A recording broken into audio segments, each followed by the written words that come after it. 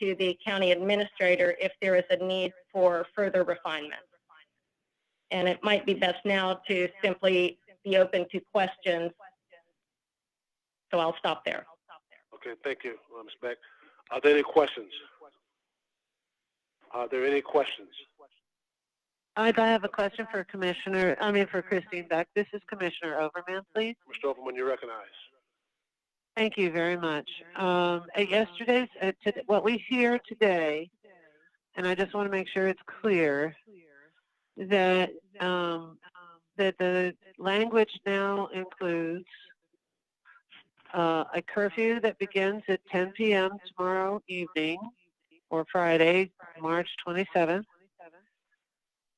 It's in effect on a 24-hour basis until 5 a.m. on Monday. In other words, on the weekends, there is a 24-hour curfew in place. This pattern continues until the order is rescinded by this board. During the week, the curfew is in effect every night, Monday through Friday from 10 p.m. to 5 a.m. And the Safer at Home directive is in effect 24 hours a day, 7 days a week until it's rescinded. You are absolutely correct, Commissioner.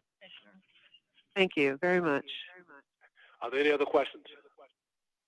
Are there any other questions? Commissioner Miller, I just have one question. Who is that? Who's speaking? Commissioner Merman, sorry. Mr. Merman, you recognize. I want to ask Christine, so is this this emergency, the directive that you're talking about and the curfew, is that incorporated into our emergency policy order? Yes, that we have to reauthorize or do an extension every 7 days? Yes, Commissioner. It's considered as part of the state of emergency, and the order will be in effect as long as the state of emergency is in effect, meaning as long as that state of emergency is renewed every 7 days, this order would also be renewed until rescinded. So technically, we're renewing this every 7 days unless we need to make a change or add something or whatever going forward. That's correct, Commissioner. And if I could, Chairman Miller, I would like to point out at this time that it would be appropriate to approve the order extending the state of emergency for an additional 7 days prior to taking action on the stay-at-home directive and curfew order in that order. So you're suggesting that we vote on the extension of the state of emergency, local emergency first and foremost, and then come back to the safe at home directive and curfew order? That is correct. Before we do that, do we have any more questions on the safer at home directive and curfew order? Are there any questions on that? Chair Miller. Who is this speaking? Melissa Snively from the school board. I do have a question. May I speak? You recognize. Thank you, sir. There was some question about the verbiage using the terminology curfew in the last meeting. I wanted to just put feelers out there to see if that still, if people were still amenable to that word or that terminology. I know that Sheriff Foster had an issue with that, or recommended maybe using different terminology so that it was more succinct or clearer to the public what this exactly means. So could we have a discussion about that briefly, please? Okay, who wants to discuss that? I'd like to make a comment, if I could. This is Commissioner Merman. You recognize. At one point, I thought that was important. I'll be honest to you, but I don't feel that way right now, and I'll tell you why. Because hanging on one word is not as important as educating the public about what we're trying to accomplish. And I really feel that the educating is the critical message. You have to stay home. Commissioner Miller, I think you've been very good about getting that message out to people, but now I think we need to increase it tenfold we're going to need all hands and heads on deck to really educate our public about what we're trying to accomplish and not get the message that we're penalizing, that we're really trying to educate them and that we're doing it for their own good. And that's why I think that joint information group that was put together really reinforces what this order means, and I think we need to use them in a much larger way to get our message out. Thank you. Is any other discussions on the idea of concerning the Mr. Chairman, Yes, I concur with the two previous speakers. speaking. This is Mayor Rick Lott. We'll allow you recognize. Thank you. When we first started out on this, I don't think there was a lot of support for an actual curfew. To me, a curfew says stay at home no matter what. So we make this statement of a curfew, but then the rest of the document's telling them, well, you're supposed to stay at home, but you can do this, this, this, and this, you know? So I really like the language that the sheriff had the other day much better, that of it being safer at home times versus just a curfew.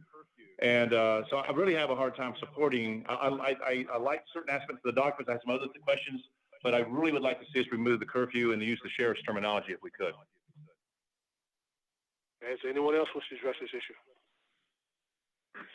Mr. Chair, Yes, sir. Who's speaking? Andy Ross. Mr. Ross, you recognize. Yes, sir. My only concern about that is the same as it was the other day. I'm concerned that we will create the misunderstanding among the public because the stay-at-home directive that's in effect 24/7 has one set of exceptions, and the curfew that's only in effect certain hours and days of the week has another set of restrictions. And my concern is and I respectfully with the sheriff's concerns and Mayor Lott, but my concern is that if we use one term, that people will draw the conclusion that outside of 10 p.m. to 5 a.m. that they can go wherever, and this is only in effect during those hours. I'm not stuck on the word curfew if there's an alternative, but I do think it's wise to keep these two ideas and these two directives separate because they really do different things. One is in effect all the time, and one is in effect more restrictively during certain hours. So I'm not stuck on any particular word. I'm willing to have that discussion, but I do think that it's important we keep these two things distinct. Okay, I've heard from 5 people concerning not concurring with the word curfew or having a curfew, but I haven't heard any suggestions yet. I haven't heard any suggestions of any language that takes place yet, changing the word curfew yet. So what's the pleasure of this body? Because I haven't heard anything yet. I've only heard why. Mr. Miller. I haven't heard anything else yet.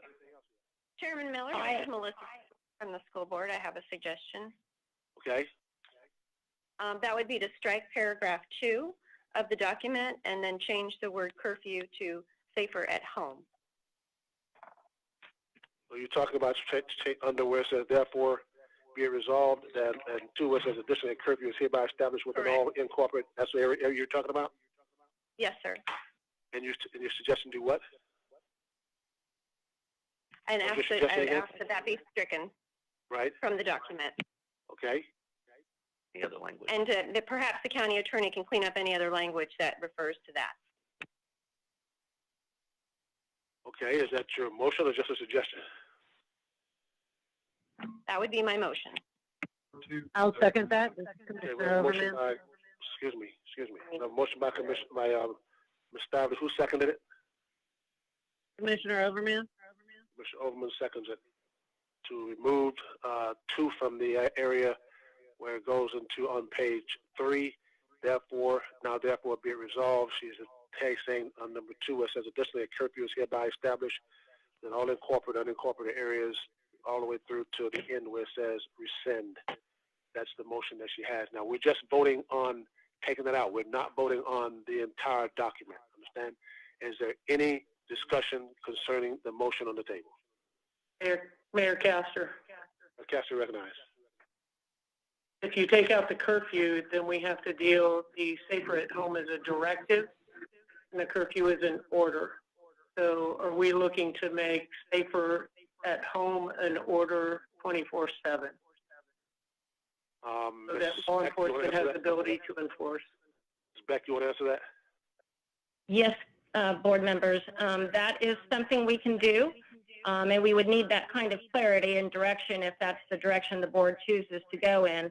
And what I'm understanding is being described is to remove the curfew provisions from the order, which would result potentially in the document becoming a safer at home order 24/7.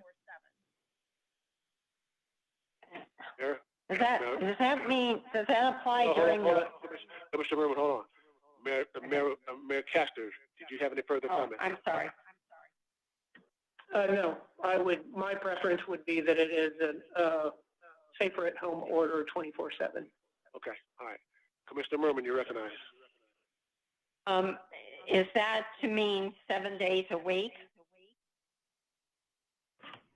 Beck? Yes, Commissioner, it would be, and it would be consistent, I believe, with what Pinellas County did. Well, their businesses are allowed to stay open during the week. And then, so I don't really, I think we need to really understand the difference between the two, because I'm not for doing a complete shutdown of all of our businesses during the week.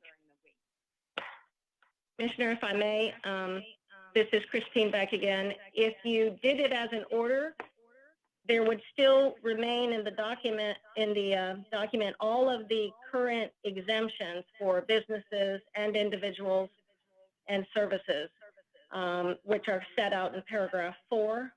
So any businesses that meet those definitions or the exemptions contained in the federal Homeland Security document would be exempt. I mean, the problem is that there's a lot of mom and pop businesses out there. And if I have to remind you all, it's 83% of our businesses in Hillsborough County that have 20 or fewer employees that are not on that list, that we have been telling you're going to be able to be open Monday through Friday. If we pass this change, they won't be able to be open. Just the essential businesses. Is that correct? If there's a number of exceptions, and we could add something similar to paragraph 6, which is currently in the document, where it reads, businesses which are not described above in paragraph 4 and are able to maintain the required physical distancing of 6 feet may continue to operate. So you could consider something along those lines. You mean operate during the week? If they're able to to maintain the distance. Right. Well, that's the only way I can really support this. I mean, I think we're mincing words, and I think I know a lot of people aren't happy with the word curfew, but honestly, I think at this point, I like the way it is, the way it came out. And I think at this point to change it midstream and then put 83% of all of our businesses in Hillsborough County into a big flux and concern right now would not be wise or prudent.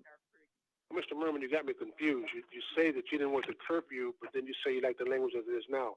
What are you talking about? No, I said I wanted the curfew. No, I said before, until I realized what effect it had after talking with the county attorney. No, I'm for keeping the word curfew in there.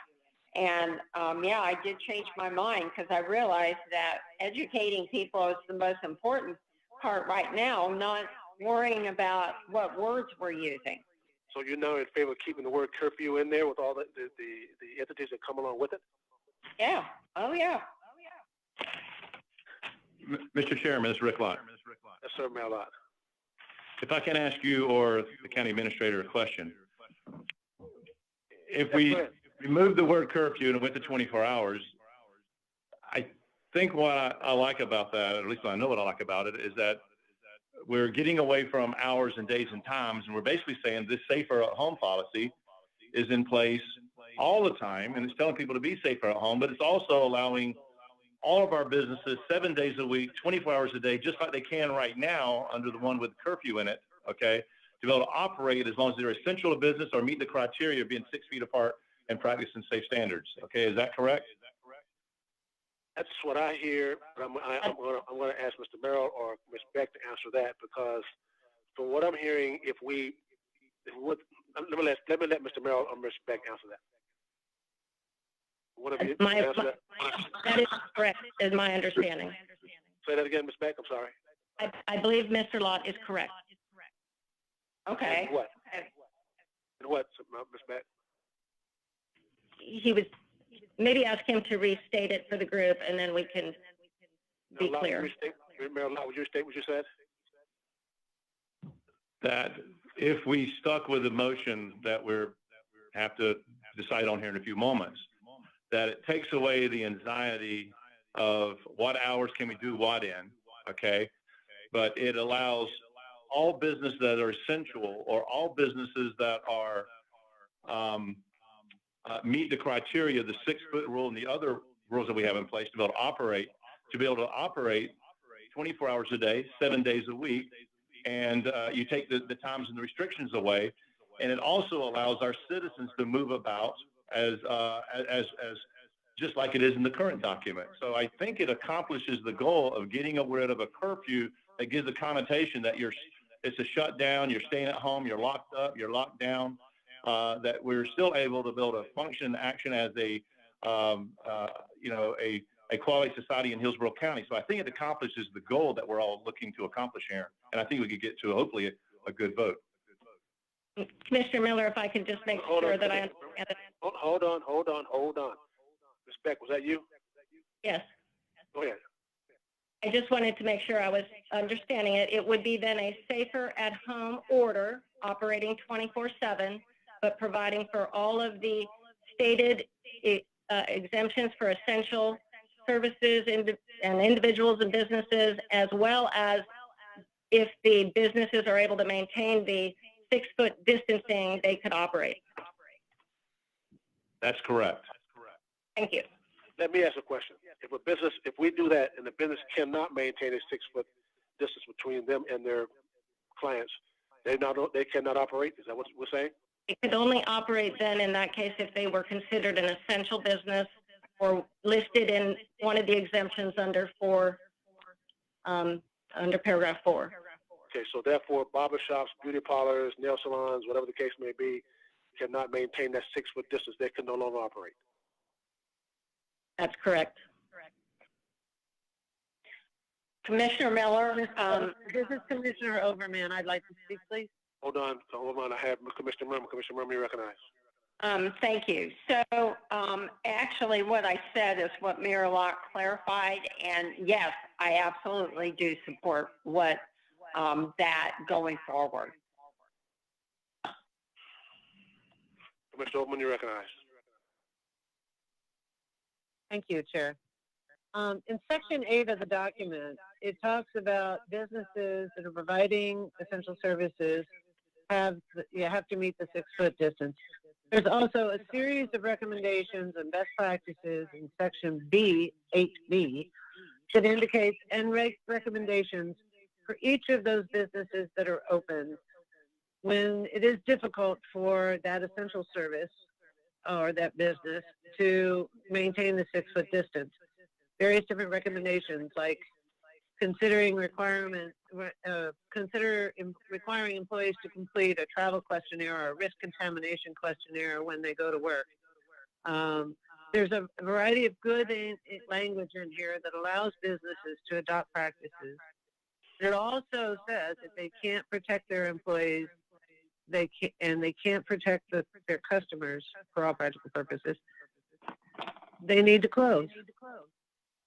And we can't put a 5-alarm fire out, putting out the fire one room at a time. We have to help stop the cross-contamination that is accelerating in our county.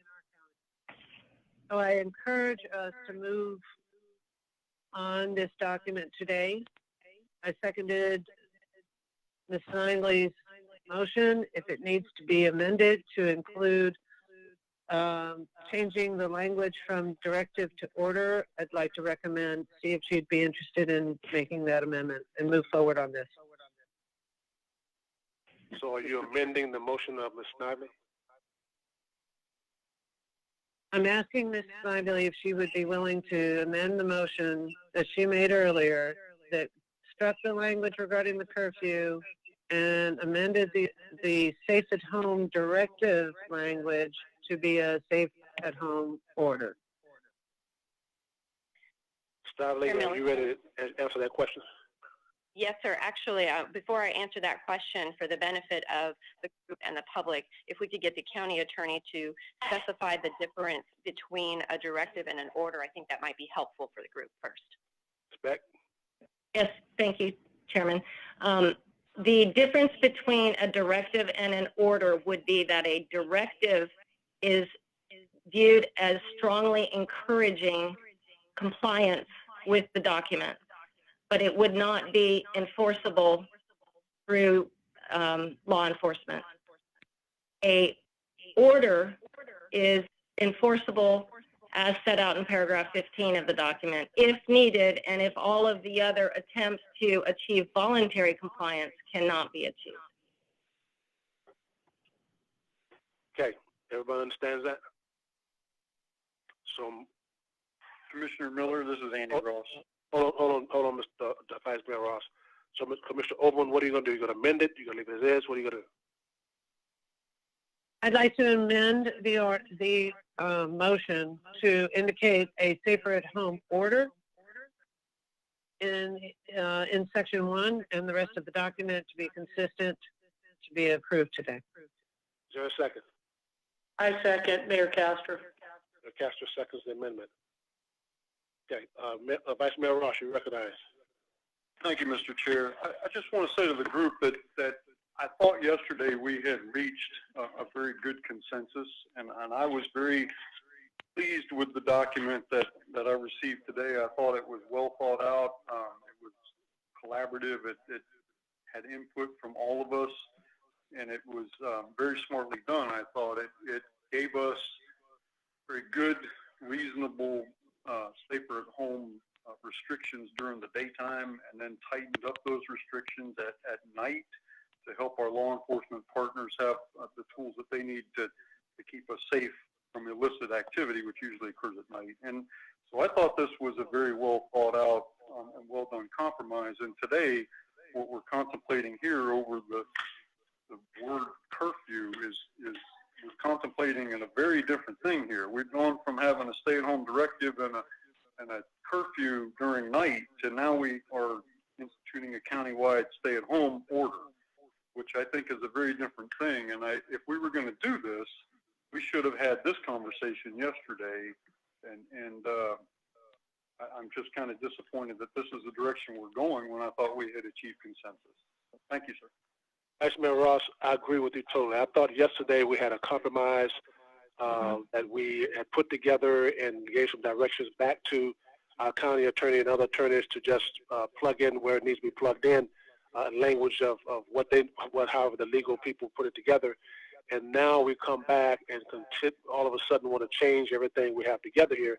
And to me, you're right. This should have been talked about yesterday instead of coming here today, wanting to change the whole scope of what we did yesterday. Now we got some of us confused, and some of us may not even vote on anything on here. And we're back to square one we were before yesterday. So I'm a little confused as to what happened between yesterday and today. We had an agreement yesterday. Would like to speak. But can I finish talking, please? We had an agreement yesterday, and now we come back today that's totally changing. And I don't know what happened between yesterday and today. Mr. Overman, you recognize. Thank you, sir. I think part of it is the fact that I think the public are having difficulty figuring out of these little timelines and not knowing exactly how to follow them. The What document, the education aspect is. I understand that. However, the rules for our law enforcement to be able to follow are going to be easier if everyone understands exactly what they can and cannot do. And this document is an excellent document. Legal's worked up a lot of good accommodations for businesses to know how they and when they should be operating. And I'll close there. Okay, we have an amendment by Commissioner Overman, second by Mayor Castor. Mr. Commissioner Overman, you want to restate your amendment to the motion again? Yeah. Chair Miller, this, Commissioner Overman, you want to state your amendment to the motion again? I'd like to amend Ms. Snively's motion to include in section 1 it as a safer at home order and leave out the curfew order language. And the time and date would all stay the same. And strike paragraph 2, item 2, that discusses the various different times in the document and make edits accordingly. Okay, we have an amendment by Commissioner Overman, second by Mayor Castor. Is there any further discussion on the amendment? Chair Miller, this is Melissa Snively. I do have a question. We recognize Commissioner Snively. Thank you. I would, because of the difference between the directive and the order, the definitions between those two, and the different sets of resources that might be necessary with regard to law enforcement, I just wanted to better understand what implications those would have. Changing it from a directive, a 24/7 safer at home directive to an order, what kind of implications will that have on our law enforcement? And I'm hoping that perhaps Sheriff Cronister could chime in and give his opinion on which one he might prefer, because it will have a great, it could have great ramifications on his law enforcement resources. Thank you. Sheriff Cronister, you want to address that? Yes, Mr. Chair, thank you. Ultimately, this is about messaging, and any order would build upon that. Whether you call this a curfew, a stay-at-home order, or a safer-at-home directive, our shared intent and the ultimate goal is to restrict movement to prevent the further spread of the coronavirus. I certainly would advocate for this to be an order and make sure that it's clear and concise so the public understands the limitations on movement, and to ensure law enforcement understands and can effectively enforce the order. Snively, did you answer your question? Yes, Chair Miller, and thank you, Sheriff Cronister, for answering that. That gives some better clarity to accepting the amendment to the motion. Thank you. Sheriff Cronister, can I ask you a question? Yes, sir, of course, Mr. Chair. What's your feelings? I haven't heard anything that you. What is your feelings on curfew and not using the word curfew or not using the word curfew? I remember what you said yesterday. I certainly understand the negative connotation that comes with curfew. Most people think about the movies when we turn our county into a police state and we set up police checkpoints and we start checking every single person and vehicle that's out during these restrictive hours. So I understand why people are hung up on the word curfew. They serve as the same. If you look at the two orders, whether you call it a stay-home order evening or you call it a 24-hour stay-home order, an order is an order. So again, and the intent's the same. The intent's to restrict movement. So you don't want the word curfew utilized. You're recommending that we don't use the word curfew. Is that what you're saying? I think that the word curfew is doing nothing but causing more panic in an already panic-stricken community, Mr. Chair. I'd like to see us strike the word curfew and have a 24-hour stay-at-home order, making sure that our community understands the exemptions that are applicable, almost to where if you have a legitimate purpose to be away from your home, you're fine being away from home. If not, we're asking you to stop the spread of the virus by limiting your actions to being at home. Okay, all right. Thank you, Sheriff. So the amendment that's on the table by Commissioner Overman, second by Mayor Castor, basically takes the directive to say a safer at home order. It strikes the word and curfew order. That's on page 4 at the top, and then that's under number 1, and then number 2. It strikes number 2 completely that pertains to the curfew. Am I correct? Is that what that's what you meant, Mr. Overman? That is correct. Okay. Seeing no further discussion on the amendment to the motion. Please call the roll. Miller, Yes. Overman, Yes. Herman, Yes. Cronister. Yes, sir. Castor. Castor. Yes. Can you hear me? Ross. Yes. Watt. Yes. Snively. Yes. Motion carried 8-0. Okay. Ms. So- Miller, Yes. this is Christine Beck. Can I just remind you that before you take the final vote on this, that you have the emergency order extended? Procedurally, that's necessary. I'm going to get to that, Ms. Beck. Just hold on a second, okay? Okay. All right. So what we have now is a safe at home order. It is not a directive anymore. It's an order. And the curfew language is hereby stricken. Okay? So that is now the amended motion concerning the order. We're now going to have to move to the vote to extend the state of local emergency. Ms. Beck, is there anything you want to comment on that before we vote on that? No, sir. I have a motion to extend the state of the current the state of local emergency order. Is there a motion to approve that? So moved by Commissioner Overman. Motion by Commissioner Overman. Is there a second? Second, Mayor Castor. Castro seconds the motion. Is there any discussion on extending the state of local emergency? Any discussion? Hearing none, please call the roll. Miller, Yes. Overman, Yes. Merman, Yes. Cronister. Yes. Castor. Yes. Ross. Yes. Watt. Yes. Snively. Yes. Okay. Motion carried 8-0. Okay, now we're back on the safer at home order. At this point, there was a motion by Ms. Stively, second by Commissioner Overman. It's an amended motion at this particular point in time. Is there any further discussion on the motion? Any further discussion on the motion? Any further discussion?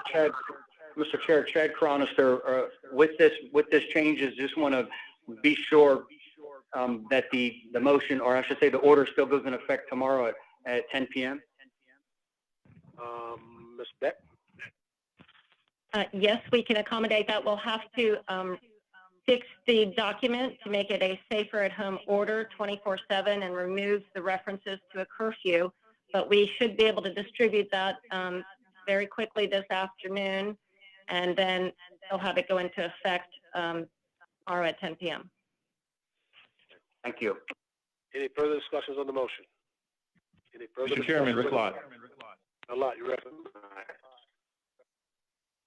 Okay, I only have two items here I'd like to discuss real quick. And the one item, if I can ask Mr. Miller here. Mr. Miller, based on this document that we have in front of us, to the best of your knowledge, what businesses in Hillsborough County would be closed down?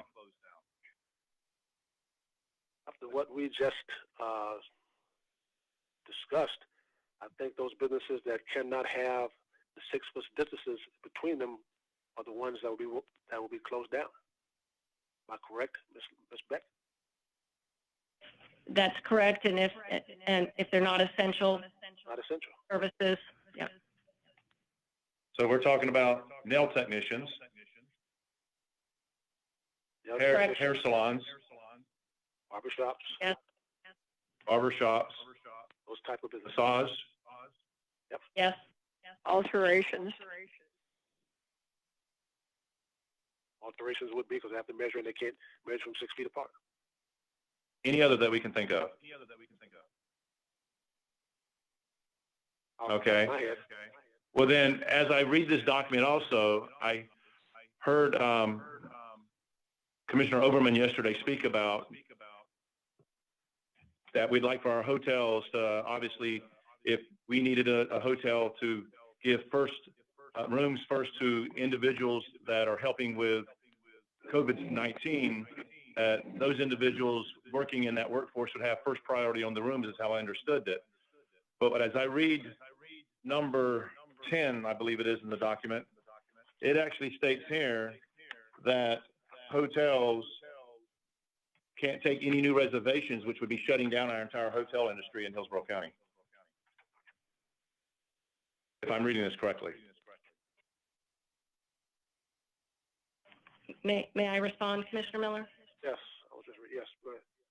So there's a number of exceptions there in that paragraph 10 for healthcare professionals, first responders, National Guard members, law enforcement, state or federal government employees, airline crew members, patients' families, journalists, others providing direct services in response to COVID-19, displaced residents or visitors, persons utilizing hotels as transitional living arrangements, persons sheltering in hotels due to domestic violence, hotel employees, service providers and contractors, or individuals who, for any reason, are temporarily unable to reside in their home due to exigent circumstances.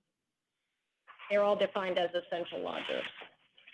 But if I decided tonight I wanted to go stay in a local hotel, I couldn't unless I meet one of those criteria, correct? Correct? Correct, correct. Then that would be essentially shutting down our hotel industry in Hillsborough County.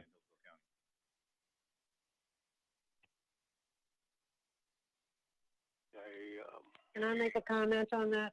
This is Commissioner Overman. Hold on, Commissioner Overman.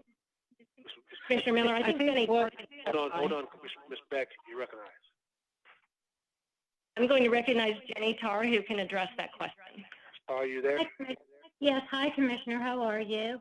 Members of the policy group, I do want to say, Mayor Lott, we did receive a comment from your attorney, Ken Buckman, and what he was proposing, which I think is in line with the point that you're making today, is that Commissioner Overman's motion would be to give persons listed in what you have before you priority to lodging and not just an exclusive right to. And unfortunately, with the timing that we were working under, that suggested revision did not make the document, and I apologize for that. But if that's still the language, Mayor Lott, that you would like to see in and the Policy Council agrees, I will be happy to put that in immediately. If I can respond. I agree with that, adding the language priority, and it also supports what Commissioner Overman was trying to accomplish, what I thought was a great recommendation. So yes, I support that. Any objections to that, ladies and gentlemen? Any objections? Okay. No. Okay. No. All right. Mayor Lott, you have something else? No, sir, that's it. All right. We're on the motion to adopt the safer at home order. Is there any other discussion? Is there any other discussion? Hearing none, call the roll. Miller? Yes. Overman? Yes. Herman? Yes. Cronister? Yes. Castor? Yes. Ross? Yes. Watt? Yes. Snively? Yes. Motion carried 8-0. Okay. Is there any other discussions or actions we need to take today? Mr. Miller, Miller? pardon me? Chair Miller, this is Melissa Snively from the school board. Okay, you recognize?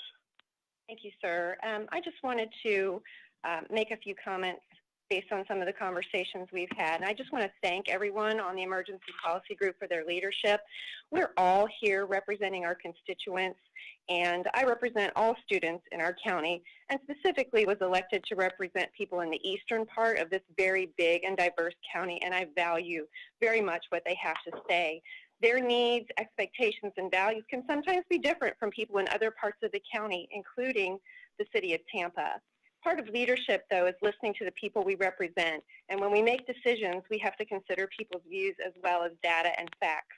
When we make decisions that might be the best decision, but might require time to understand and process, we have a duty to bring people along with us so that there is buy-in and clarity with those decisions. We're all in this together, and I appreciate the cooperation and understanding that allows this order to go into effect at this time, and it's reasonable for those being most impacted, with the opportunity, of course, to revisit it every 7 days based on any new data we receive. So thank you very much for your leadership, Chair Miller, and the leadership of this group.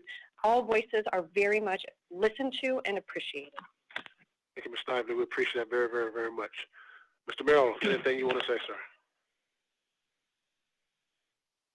Nope, no other further business. Okay. And Commissioner Miller, can I make a request? Hold on, who's speaking? Commissioner Merman. Mr. Merrill, recognize. At the next EPG meeting, which I assume is going to be Monday, are we still going to stay on the 2-day-a-week schedule? Mr. Merrill, you want to address that? That would be up to the group.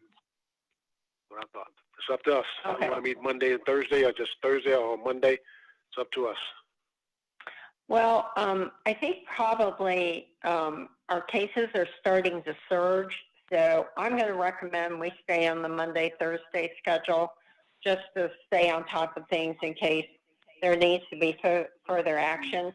But what I'd like to ask is possibly Leona Lopez or somebody, communications people, give us some information on how they're going to do outreach and communication to the county to inform them of all these changes. And that's my request. I'm almost positive by when Ms. Beck and her staff gets together and inserts any language that we have added to this order, that they will forward that, which they have been doing, to Ms. Lopez and her staff, and they do immediately get it out to as many people as possibly can through the mechanism they utilize. City of Tampa does the same thing under Mayor Castor. I imagine Temple Terrace and Plant City have the same operations of doing the same thing. So I'm quite sure once this is completed and the county attorney's office gets it out, there will be information passed out immediately at that point. Okay. Commissioner Miller, it's Mike Merrill. We'll use the Joint Information Center, the JIC, which is our central command that incorporates all of the jurisdictions, all the agencies as a joint information center, and that'll be the portal that it goes out on. We'll also work with the media and be sure to get it out. Okay, and they'll send all that to each of the EPG members also? Yes. Okay, great. Thank you. Okay, anyone else wants to address anything? Mr. Merrill, This is one item Commissioner reply. Ackerman. I have an item for Monday's meeting. Oh, wait a minute. I have 3 people speaking at the same time. Ladies first. Who's the lady? Thank you. This is Commissioner Overman. Sure, recognize. Thank you.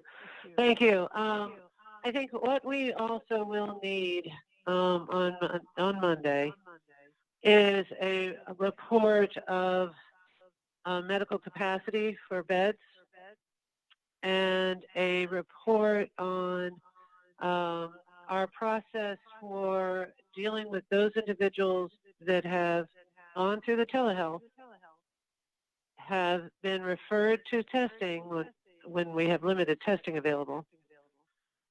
And then what are our processes for those individuals that believe they're infected or isolating them from their families?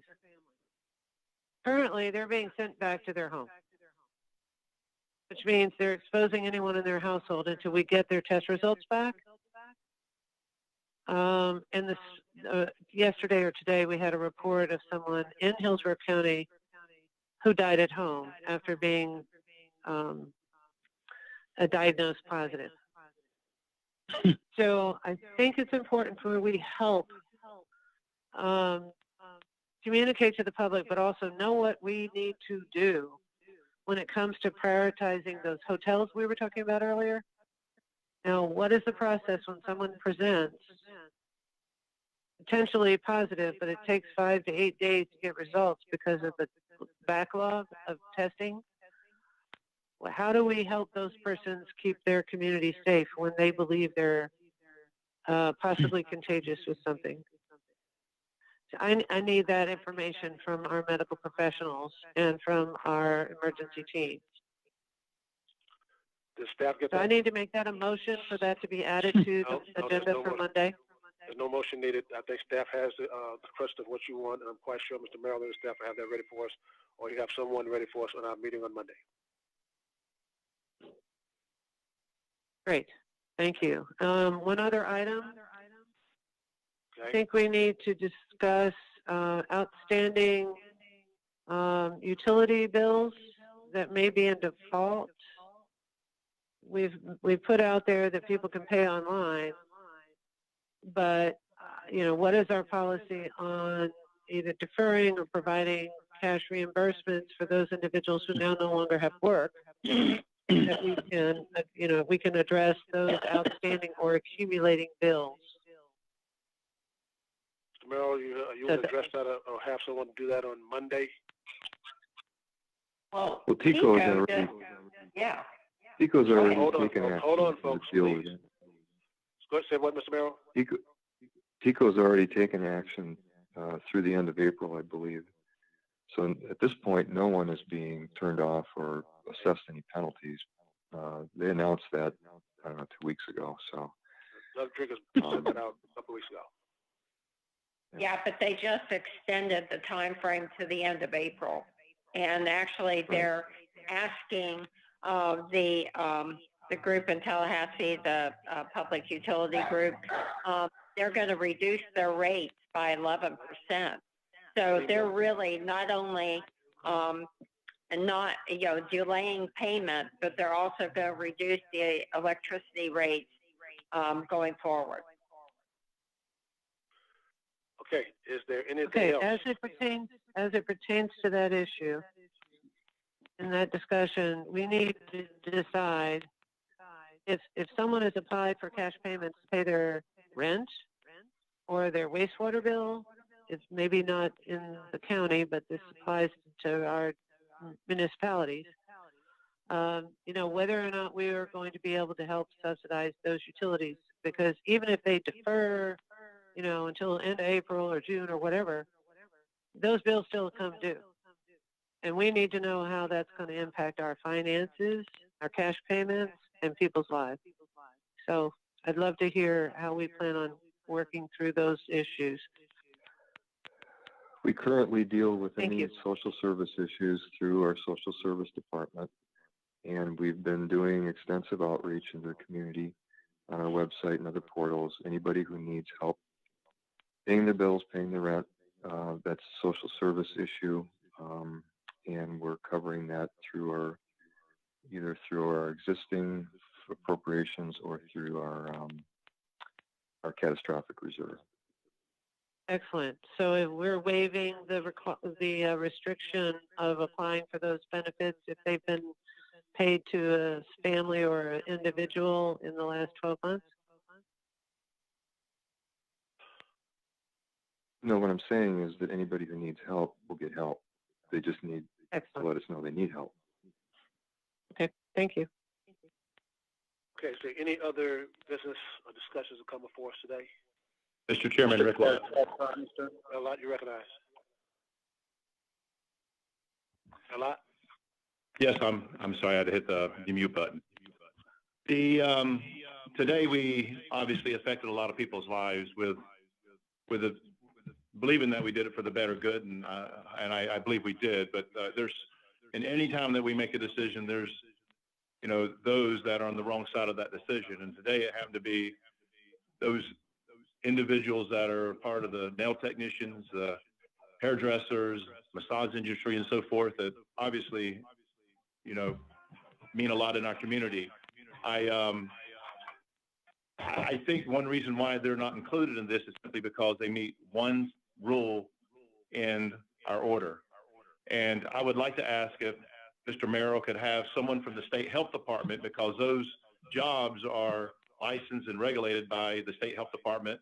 If someone could be on our call on Monday and tell us, do they recommend that those individuals should not be able to operate, or do they believe that with the policies they have in place and the sterilization policies they have in place, maybe we could amend our policy on Monday to be able to include those people and not put however many thousands of people in Hillsborough County out of work if it's just an unintended consequences by this order. So if we could have someone from the State Health Department to discuss those three categories, I would appreciate it. Thank you very much. Okay, thank you. Mr. Merrill, you heard that? Yes. Okay. Any other discussion come before us today? Mr. Chair, Chad Cronister. Yes, Sheriff. Mr. Chair, as this meeting comes to an end and individual messaging begins, I ask that everyone include in their messaging that placards, passes, or letters from any local law enforcement agency are not required for passage during this order. We've gotten a lot of requests wondering how they get a letter from the sheriff's office or any type of placard or pass. So as everyone starts this message, and I just ask that to help us all out and make sure that we're relaying to this community that they don't need any of these three for any type of passage during this order. That's important, Sheriff. He's your mayor now. That's important, Sheriff. Thank you very much for that input. That is vitally important. Thank you. Anything else to come before us today? Any other business? Any other discussions?